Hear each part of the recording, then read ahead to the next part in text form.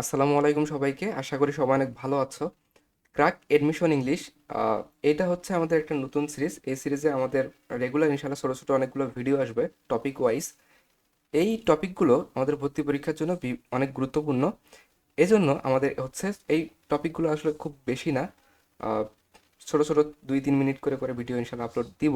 So আজকে হচ্ছে topic number 1। আজকে আমরা জানার চেষ্টা করব যে বাই বা বিফোর এরপর হচ্ছে টাইম উল্লেখ থাকলে এটা ফিউচার পারফেক্ট টেন্স হয়। এটা কিন্তু আমরা অনেকেই জানি না। ভর্তি পরীক্ষায় এই প্রশ্নগুলোই আসে বেশিরভাগ সময়ই।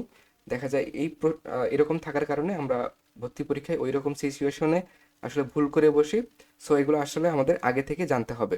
সো রুলটা আমরা দেখি যে বাই প্লাস টাইম বা বিফোর প্লাস টাইম থাকলে ফিউচার পারফেক্ট টেন্স হয়। সো এটা মনে রাখতে হবে যে বাই প্লাস টাইম বা বিফোর প্লাস টাইম থাকলে ফিউচার পারফেক্ট টেন্স হয়। ফিউচার পারফেক্ট টেন্সের গঠনটা হচ্ছে শুরুতে সাবজেক্ট আছে, সাবজেক্ট এরপর হচ্ছে শ্যাল বা উইল, এরপর হচ্ছে হ্যাভ বসবে এবং তারপর হচ্ছে ভার্বের 3 নম্বর ফর্ম যেটাকে আমরা পাস্ট পার্টিসিপল ফর্ম নামে জানি। ঠিক আছে। সো এরপর আমরা হচ্ছে দুইটা এক্সাম্পল দেখব এবং শুরুতেই আমরা হচ্ছে রং এক্সাম্পলটা দেখব। এটা কিন্তু ভুল। এটা আমরা দেখি যে he will finish the work by 2023। এটা কেন ভুল? এখানে তোমরা দেখতে পাচ্ছ যে উইল তারপর হচ্ছে ফিনিশ দেওয়া আছে, তার মানে এটা হচ্ছে ফিউচার ইনডিফিনিট টেন্সে আছে। ফিউচার ইনডিফিনিট টেন্স কিন্তু এটা হবে না, এটা কিন্তু ফিউচার ইনডিফিনিট টেন্স হবে না। কারণ কি? কারণ হচ্ছে বাই এরপর হচ্ছে টাইম থাকার কারণে বাই প্লাস 2023, মানে বাই প্লাস একটা ইয়ার দেওয়া আছে, যে কারণে এটা হচ্ছে ফিউচার পারফেক্ট টেন্স হবে।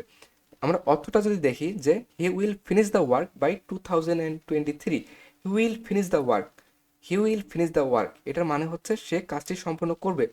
বাই 2023 এটা থাকার কারণে এটার এই রুল ফলো করবে না, অর্থাৎ এটা ফিউচার ইনডিফিনিট টেন্স হবে না, এটা ফিউচার পারফেক্ট টেন্স হবে।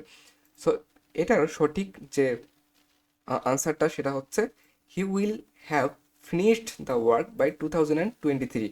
এর অর্থটা দাঁড়াচ্ছে এরকম যে সে কাজটি সম্পন্ন করবে, অর্থাৎ ভবিষ্যতে কাজটি সম্পন্ন করবে বাই 2023, অর্থাৎ 2023 সালের মধ্যে কোনো একটা সময়ে সে এই কাজটা সম্পন্ন করবে, অর্থাৎ 2023 সাল নাগাদ সে কাজটা সম্পূর্ণ করবে।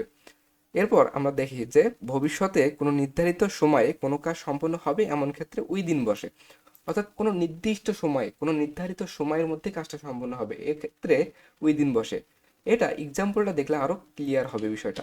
এটা হচ্ছে the project will have been finished within 4 month, অর্থাৎ 4 মাসের মধ্যে, অর্থাৎ 4 মাস ব্যাপী, উইদিন 4 মান্থ অর্থাৎ 4 মাসের মধ্যেই, অর্থাৎ নির্ধারিত সময় যে 4 মাসের মধ্যেই কাজটা সম্পন্ন হবে বা 4 মাসের মধ্যেই প্রজেক্টটা সম্পন্ন হবে, এই ক্ষেত্রে এটা উইদিন বসছে।